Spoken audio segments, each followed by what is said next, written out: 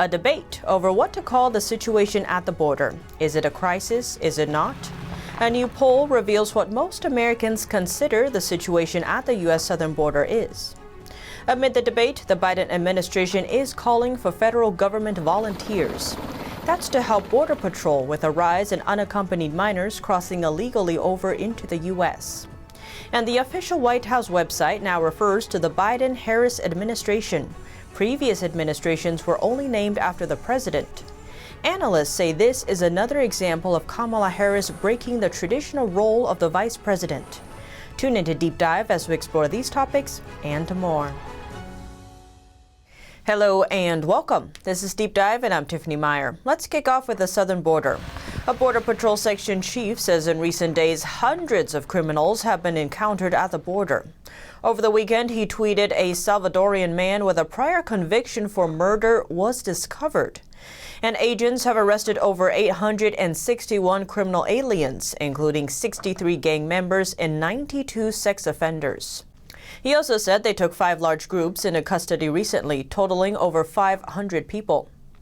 He writes, within the groups were 93 unaccompanied children, and so far this year they've encountered over 18,000 unaccompanied minors. There's been a surge in illegal migrant crossings recently. Homeland Security head Alejandro Mayorkas said this year the U.S. is on pace to encounter more illegal immigrants crossing the border than any year in the past 2 decades. There's also been an increase in unaccompanied migrant children crossing over.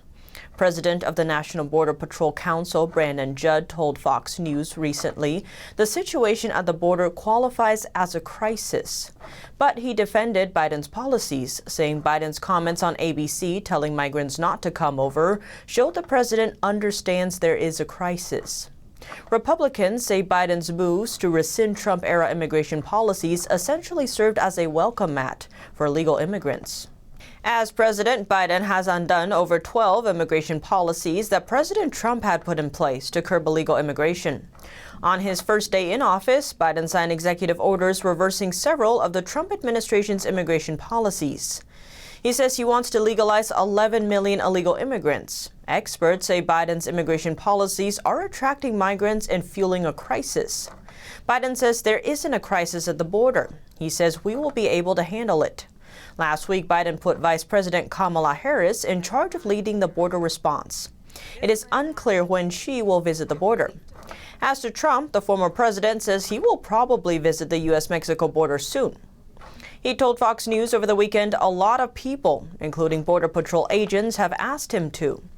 And he says that he feels he owes it to them to make the trip. Trump said on Saturday that in his view, the situation will get worse, saying thousands and thousands of people are coming up right now as we speak, and you are going to have millions of people pouring into our country, and it's going to destroy our country, adding it's a very, very dangerous situation. And the Biden administration is asking for help with the border situation. They're asking federal government employees to volunteer for up to 120 days to assist border officials. That's to help with the rise in unaccompanied minors crossing into the U.S. illegally. The U.S. Office of Personnel Management, or OPM, issued a memo last week to the heads of executive departments and agencies asking for volunteers. A spokesperson told the Epoch Times, quote, "We are actively working to screen, process, and deploy these volunteers while continuing our recruitment efforts and exploration of other avenues to bolster staff resources at the border."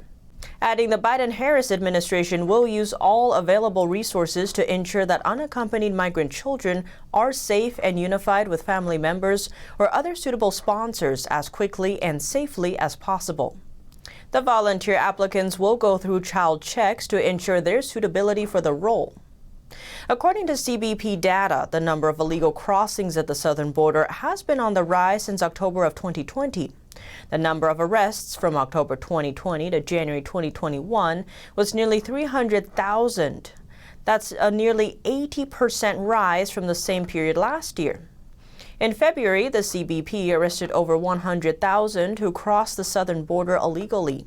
That number is almost 3 times the arrests from the same time last year, when CBP caught almost 37,000 people. Many of those crossing are unaccompanied minors. And it's not just the Biden administration that's not calling it a crisis. One of the biggest news organizations, the Associated Press, just released a memo telling reporters to avoid that term. The AP vice president and editor-at-large for Standards starts off with, "There has been a rise in unaccompanied minors crossing the southwestern U.S. border in the last 2 months since the start of the Biden administration." He notes this is about the same amount as mid-2019. He then writes, "The current event in the news, a sharp increase in the arrival of unaccompanied minors, is a problem for border officials, a political challenge for Biden, and a dire situation for many migrants who make the journey. But it does not fit the classic dictionary definition of a crisis, which is, quote, a turning point in the course of anything, decisive or crucial time, stage, or event, or a time of or a state of affairs involving great danger or trouble, often one which threatens to result in unpleasant consequences and economic crisis. Therefore, we should avoid, or at the least be highly cautious about referring to the present situation as a crisis on our own, although we may quote others using that language." He tells reporters if they are to use the word crisis, they need to first ask of what and to whom. The memo continues, there could be a humanitarian crisis if the numbers grow so large that officials cannot house the migrants safely or in sanitary conditions. Migrants may face humanitarian crisis in their home countries. In theory, there could be a security or a border crisis if officials lose control of the border, allowing people to enter unencumbered in large numbers. But in general, avoid hyperbole and calling anything a crisis or an emergency. Later in the memo, it calls for reporters to, quote, be as neutral as possible. Now, many are pointing out AP had no qualms calling it a border crisis under Trump in 2018 and 2019. So is it a crisis? That depends on who you ask. Many politicians have already called it that. And White House Press Secretary Jen Psaki accidentally referred to the border situation as a crisis recently. The administration has carefully avoided using this term. When asked about it, Psaki corrected it to challenges on the border and said there has been no official change in terminology. This comment came while talking about diplomatic negotiations between Mexico and the U.S. A reporter asked at the time about the U.S. sending vaccines to Mexico and if there were any strings attached. Psaki responded saying there have been expectations set outside of, unrelated to any vaccine doses or requests for them, that they would be partners in dealing with a crisis on the border. And as to the American people, an ABC News Ipsos poll found most Americans, 54%, believe the situation with migrants and unaccompanied children showing up at the U.S.-Mexico border is currently a crisis. 42% characterize the situation as a serious problem but not a crisis, and just 4% say it is not a serious problem. This comes on the heels of 18 senators visiting the border. One of them, Senator Ted Cruz, says he saw cartel members. He also called it the Biden border crisis. Cruz says when he was down there, a Biden administration staffer told him he couldn't film. Please give dignity to the people. According to video released to Fox News, the alleged staffer tells Cruz, "Please give dignity to the people. Please give dignity to the people. Please respect the people, the rules." Cruz responded by saying, "So you work for the commissioner, you're a senior advisor. You were hired 2 weeks ago and you're instructed to ask us to not have any pictures taken here because the political leadership at DHS does not want the American people to know it."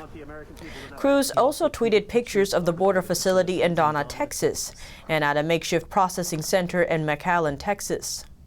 Senator James Lankford described how illegal immigrants can get into the United States. If they have a child that's 6 years old or younger, or they're unaccompanied minor, but they can have like 10 people together that all say they're family, and if they have one child that's 5 or 6 years old, then all these folks will be released tonight into McAllen, Texas. And Democrat lawmaker Henry Cuellar recently raised concerns too. He said over 150 illegal immigrants were released without a court date or any notice. He told CBS News on Sunday that numerous family units who crossed the border illegally have been released into the U.S. without a notice to appear in court. He said they are supposed to show up maybe in 60 days, report to an ICE office, adding this is unprecedented. His office also released photos last week from a Donna, Texas overflow facility, showing crowded conditions and children being kept in plastic pens. We reached out to the Department of Homeland Security for comment, but haven't heard back yet. And a change in the White House website is causing some to take notice. The White House website now reads the Biden-Harris administration. Official White House communications also reflect the change. So does the Twitter page. Some analysts say Harris is taking on an outsized role in the administration. It is rare for vice presidents to speak with foreign heads of state. But at the start of this president's term, it was Harris, not Biden, taking calls with world leaders. A number of commentators are calling it a sign of Biden's declining cognitive health. They note that he is often incoherent in public statements and he rarely holds public events or takes questions. Biden himself has referred to Harris as President Harris before. Earlier this month, he referred to his VP as President Harris. The comment came during an update on the vaccination progress in the United States. Biden said, quote, "When President Harris and I took," before pausing a moment, then continuing with, quote, "a virtual tour of a vaccination site in Arizona not long ago. One of the nurses on that tour injecting people, giving vax each shot, was like administering a dose of hope." Now, when President Harris and I took a virtual tour of a vaccination center. It's not the first time. Back in December, Biden called Harris president-elect. Those comments also came during a speech about vaccines. Biden said he took the vaccine, quote, "to instill public confidence in the vaccine." President-elect Harris took hers today for the same reason. I took it to instill public confidence in the vaccine. President-elect Harris took hers today for the same reason. And Harris has also referred to herself in that role, saying in a virtual roundtable back in September, quote, "a Harris administration together with Joe Biden as the President of the United States." Biden is the oldest person ever sworn in as president. Many analysts expect Harris to continue to play a bigger than usual role throughout Biden's term. But what do you think? Let me know below. Thanks for tuning in to Deep Dive. I'm Tiffany Meier, and see you soon.